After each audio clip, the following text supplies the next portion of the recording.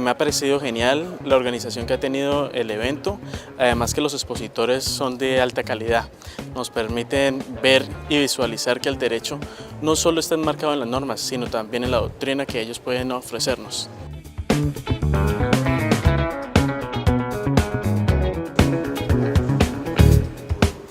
De las mejores ponencias que me parecieron fue la del Dr. Giovanni, debido a que llega y demuestra cómo es la flexibilidad que se debe tener al momento probatorio y cómo este puede ser pertinente en el momento.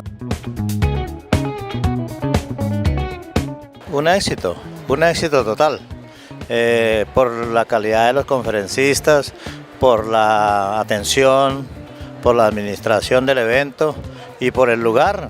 Realmente esto es un éxito. Realmente aquí los temas son de actualidad y de trascendencia jurídica, de tal manera que podríamos resaltar, bueno, por ejemplo, la ponencia del doctor Alberto Rojas Ríos, magistrado de la Corte Constitucional, pero realmente es injusto resaltar una sola.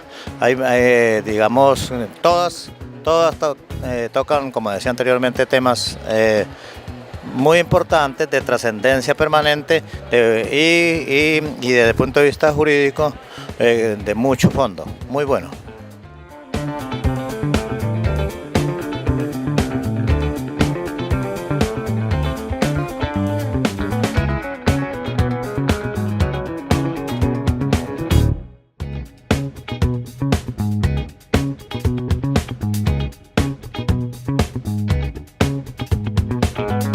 Buen día, doctor Giovanni Priori. Es un gusto para nosotros tenerlo hoy aquí en el 14º Congreso Internacional de Derecho Procesal.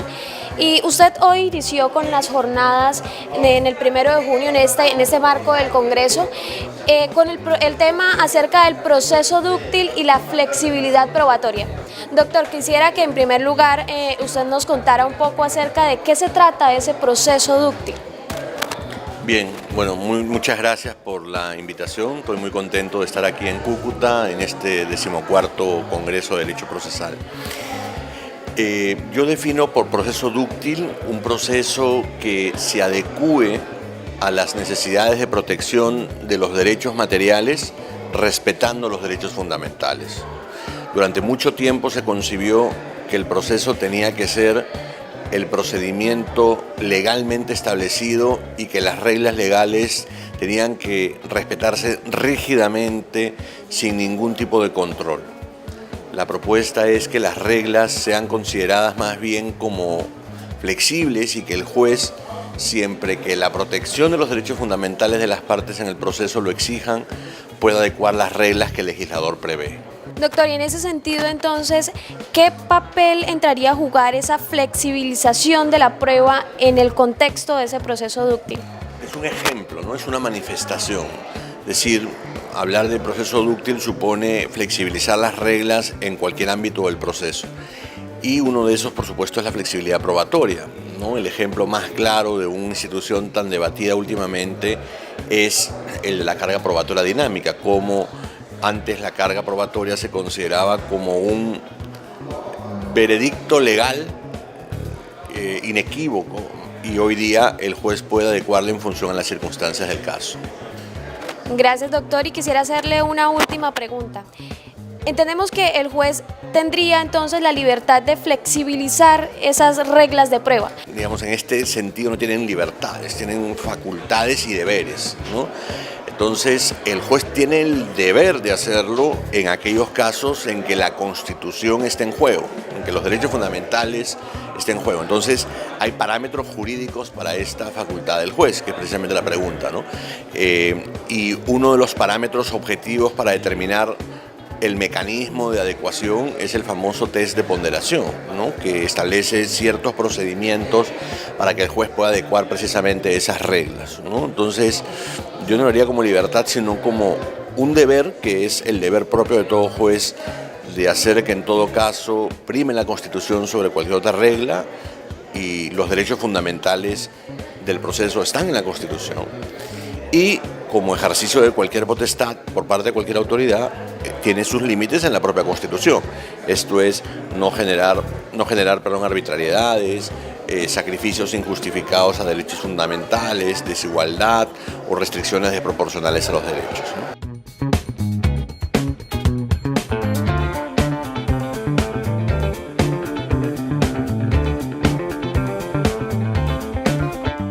buenos días, doctor Ulises Canosa. Es un gusto para nosotros tenerlo hoy aquí en el marco del 14º Congreso Internacional de Derecho Procesal. Tenemos en cuenta que pues, usted, egresado de la Universidad Libre, es un gusto tenerlo hoy aquí para nuestra alma mater. Y también teniendo en consideración que usted es uno de los redactores del Código General del Proceso, quería preguntarle acerca de cuál fue el propósito, por qué se creó este nuevo Código General del Proceso. Bueno, buenos días para todos, un saludo a los estudiantes de la Universidad Libre. Uno debe sentirse muy orgulloso de ser un librista. Y un saludo además al maestro Jairo Parra Quijano, que también es egresado de la Universidad Libre, es el presidente de nuestro Instituto Colombiano de Derecho Procesal. No nos pudo acompañar hoy desafortunadamente aquí, pero lo extrañamos y lo queremos mucho y estamos en representación de él hoy aquí en la ciudad de Cúcuta.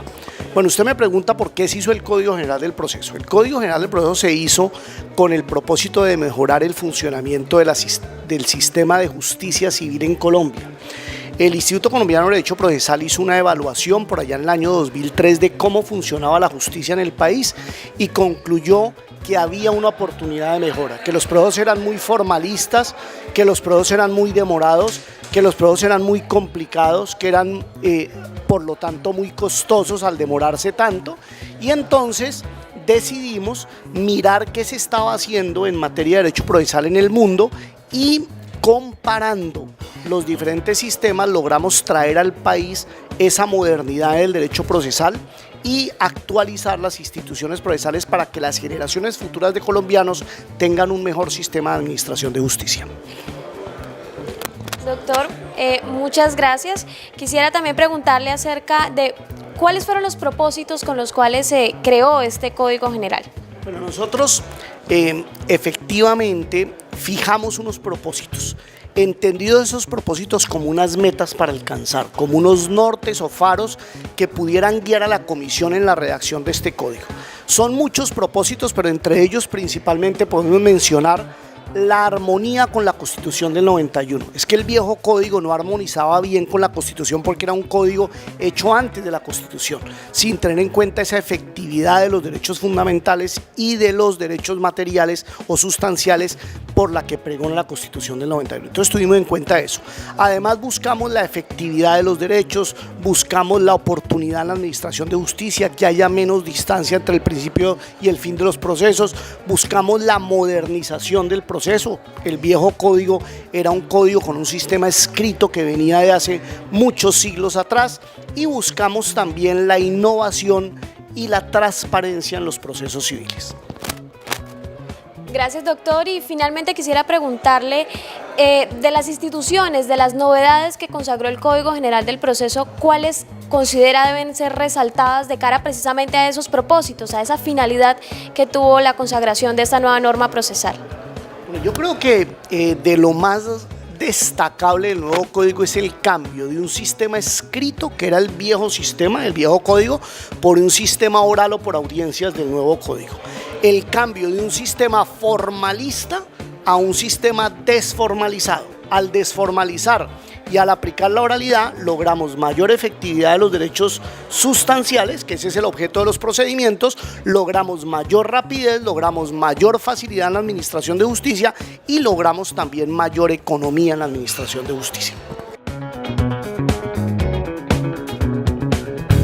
Doctor Alberto Rojas Ríos, muy buenos días. Muy buenos días. Doctor, es para nosotros un gusto tenerlo aquí en el norte de Santander, en la Universidad Libre Seccional Cúcuta, en el marco de este 14º Congreso Internacional de Derecho Procesal. El gusto es para mí.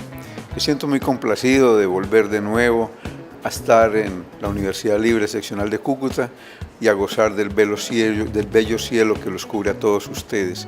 La verdad, en Cúcuta se disfruta la amabilidad, la bonomía, la gentileza de las personas y el paisaje de esta bella ciudad. Gracias, doctor. Y en el marco precisamente de este congreso, usted nos ha acompañado en las jornadas de ponencias que tenemos el día de hoy. Queríamos a partir de ella hacerle algunas preguntas.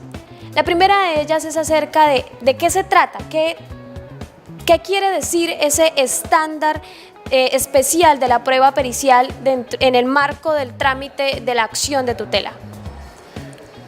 Ese estándar o digamos una modulación de las reglas que habitualmente tenemos en torno al dictamen pericial o como lo regula el Código General del Proceso, es indispensable asumirlo para la protección de garantías fundamentales. El trámite de derechos fundamentales no nos permite un trámite farragoso desde el punto de vista probatorio, sino un trámite fundado en la verosimilitud, la sumariedad, una convicción racional del juez con elementos que le permitan llegar a una conclusión de protección sin necesidad de asumir todo ese gran debate de contradicción, proposición o postulación y contradicción que se da en los procesos de conocimiento. Bueno, doctor, y a partir pues, de lo que nos acaba de decir, creo que es necesario preguntarle acerca de cuál sería ese nivel de conocimiento, cuál sería el estándar al que se debería llegar con esta valoración de la prueba pericial en la acción de tutela.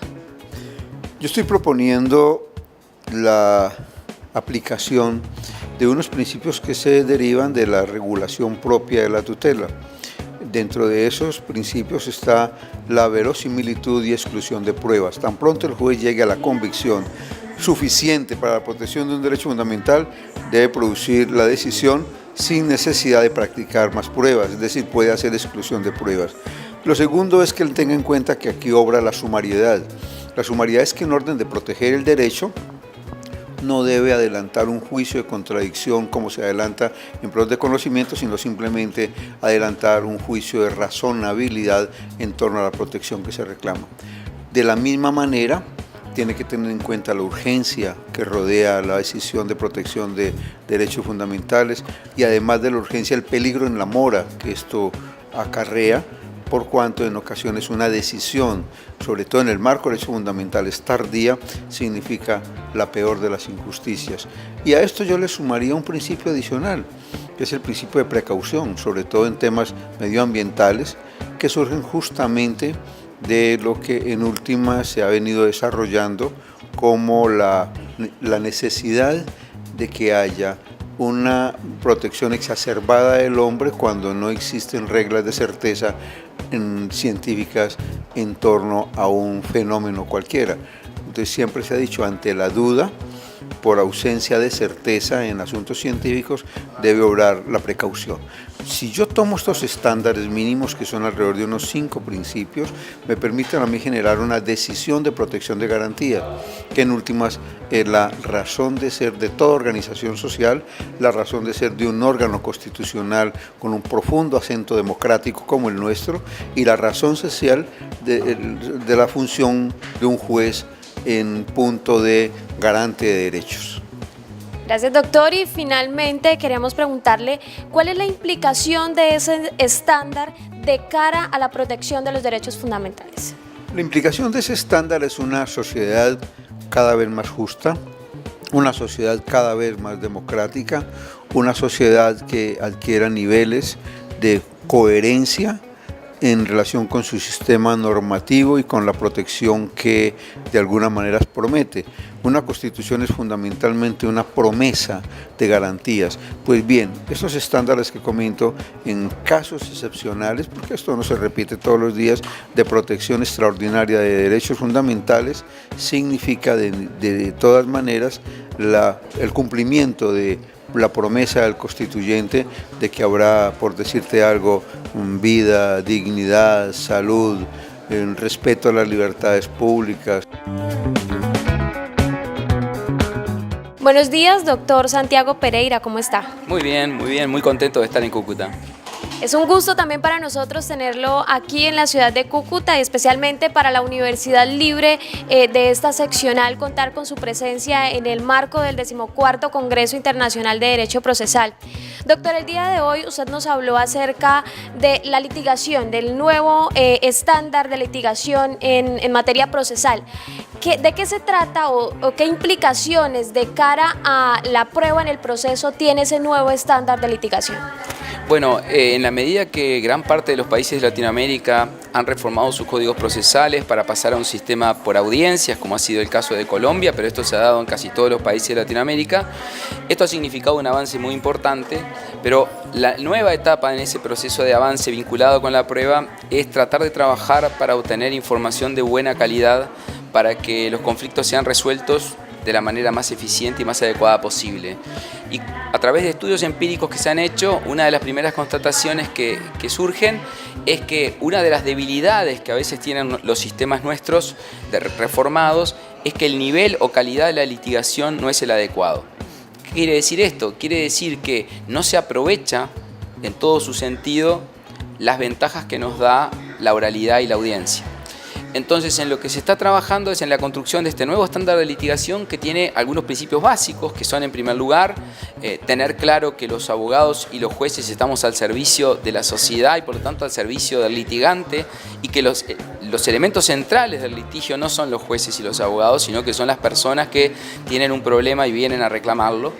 Y para construir ese estándar de litigación aparecen discusiones muy interesantes y muy complejas, como, en primer lugar, si las partes y los abogados tienen el deber de decir la verdad en el proceso. En segundo lugar, si tienen un deber de colaboración en materia probatoria. Y en tercer lugar, cómo hacer para obtener de la prueba en el proceso, básicamente de las fuentes de prueba en el proceso, pensemos en los testigos, pensemos en los peritos, cómo hacer para obtener buena calidad de información. Y para eso existen técnicas que no tienen que ver estrictamente con la ley, sino que tienen que ver con desarrollar habilidades y destrezas para poder litigar. Cómo interrogar, cómo contrainterrogar, cómo preparar los interrogatorios, cómo cuestionarle al perito los procesos a través de los cuales él llegó al resultado que parece tan claro que llegó.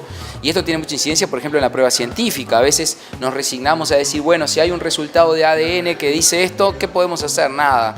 Sin embargo, podemos hacer mucho cuestionando todo el procedimiento a través del cual se llega a ese resultado. Se tomó la muestra adecuadamente, se hizo el procedimiento adecuadamente. Y bueno, sobre estas cuestiones es que estuvimos conversando.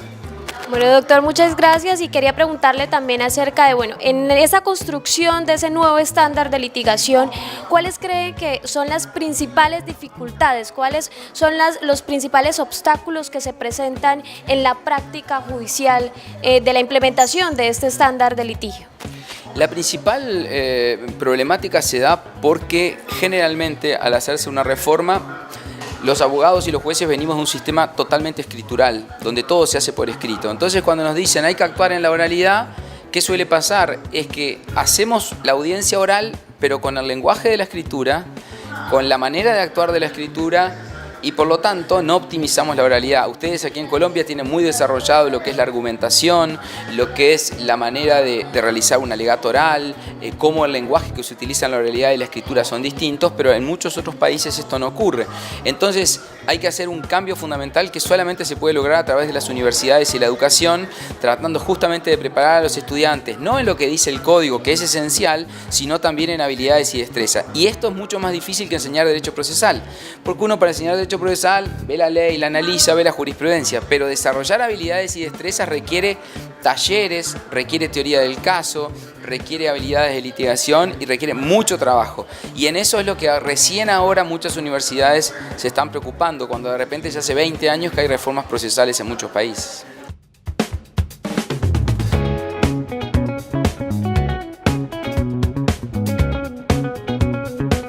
Buenas tardes, doctor Marco Antonio Álvarez. Es para nosotros un gusto tenerlo hoy aquí en el marco del 14º Congreso Internacional de Derecho Procesal. Doctor, el tema que usted trata el día de hoy es acerca de la declaración de parte. Y a partir de ahí quisiera hacerle una serie de preguntas. La primera de ellas, que sin duda ha generado gran controversia en el orden nacional, es acerca de ¿es posible o no la declaración de la propia parte? ¿Y por qué o qué fundamento tendría esa respuesta? Bueno, primero muchas gracias. Y pues a tu pregunta, sin duda respondo que sí. Lo que pasa es que no es fácil manejar una opción de respuesta de la que tradicionalmente hemos dado, porque tenemos como impronta que nadie tiene el privilegio de hacer pruebas con su solo dicho.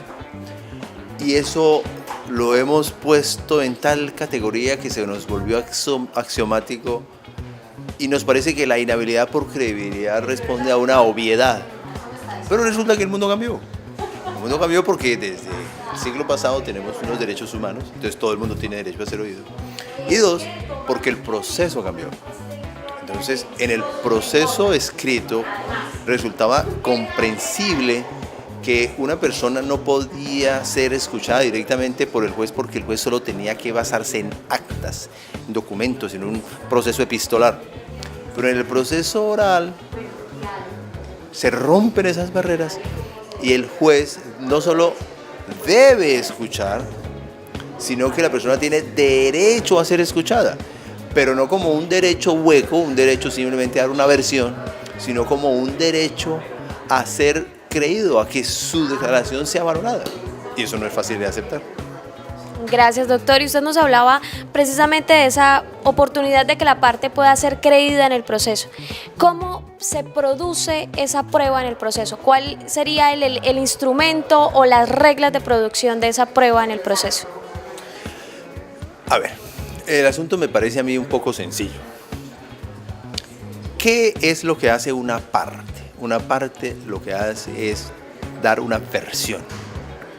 Entonces, ese medio probatorio se inscribe en las llamadas pruebas por declaraciones. ¿Qué es lo que hace una parte? Dar testimonio. Él es testigo directo. Las más de las veces la parte es el mejor testigo. El testimonio, que erráticamente muchos han dicho, no, testimonio es el de tercero, es falso. Testimonio da todo aquel que tiene algo que contar porque lo percibió. Entonces hay testimonio de parte, hay testimonio de tercero. Incluso en el derecho anglosajón se dice, y hay testimonio de experto. Nosotros aquí tenemos testimonio de experto, pero para contradicción, no para dar opinión. Entonces el testimonio de parte existe y las reglas para recibir esa declaración pues son las propias del testimonio.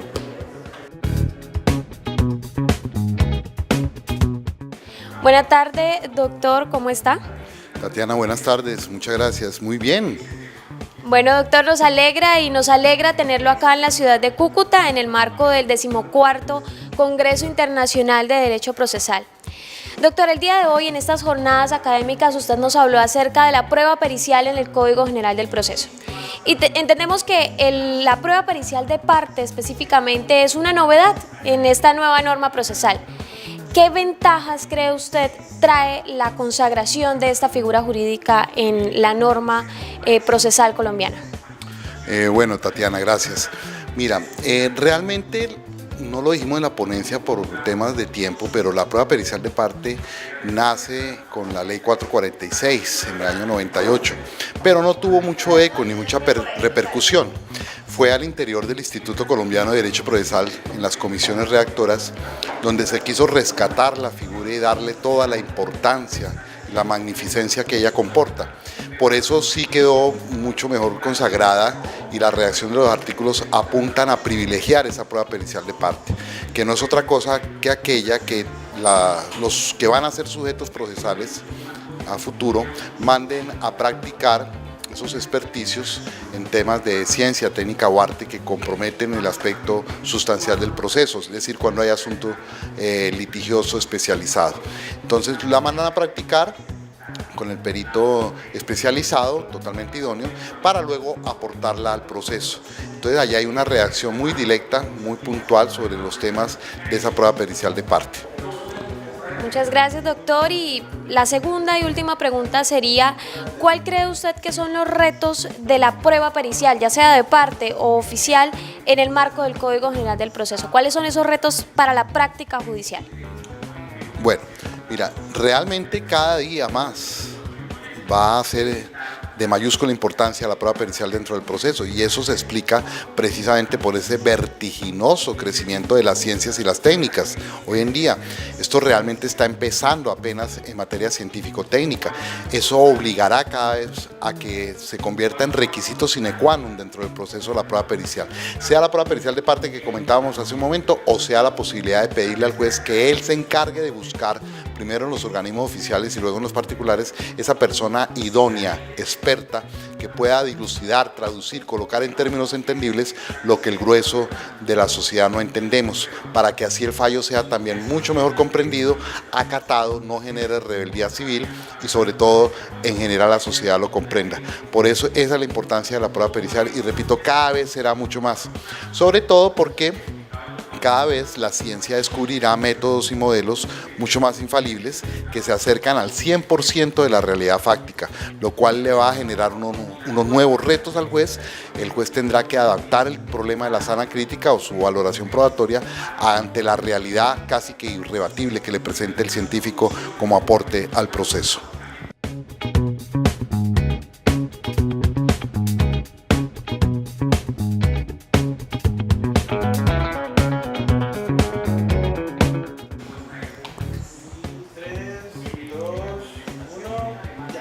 Buenas tardes, doctor Lorenzo. Es para nosotros un gusto tenerlo acá en la ciudad de Cúcuta en el marco del 14º Congreso Internacional de Derecho Procesal.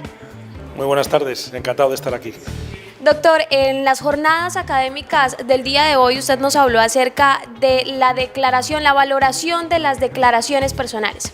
Y en ese contexto queríamos preguntarle lo siguiente: ¿cuáles son los criterios que debería tener en cuenta el juez para valorar ese tipo de declaraciones? Bueno, las declaraciones personales a mí me parecen medios de prueba especialmente delicados, de los más delicados que puedan existir, aunque son muy habituales. Entonces, como decía en la conferencia, están plagados de riesgos de subjetivismo. Entonces hay que tratar de objetivarlo lo más posible. La jurisprudencia española está intentando sacar algunos parámetros objetivos para buscar esa objetivación. Por ejemplo, como decía en la conferencia, respecto a las víctimas, la verosimilitud de lo que se cuenta, la existencia de que haya odios previos o no, o la persistencia en la declaración, la coherencia de la declaración, es decir, hay criterios que son más bien criterios lógicos, no tanto jurídicos, pero con repercusiones jurídicas muy directas, para tratar de objetivar de alguna manera esos riesgos que hay, esas incertezas de la valoración de una prueba tan lábil como es una declaración de un testigo, por ejemplo, que puede tener buena memoria, puede tener mala, puede haberse equivocado, en fin, es muy delicada la declaración personal. Doctor, y como pues usted bien nos lo acaba de decir, las pruebas de declaraciones personales son muy complejas. Y en ese sentido, ¿cuáles creen son los retos a los que se enfrentan especialmente el juez al momento de valorarlas? Uno de los retos que yo creo que está en nuestra mano, por lo menos suministrarle más armas al juez, es darle preparación en psicología jurídica.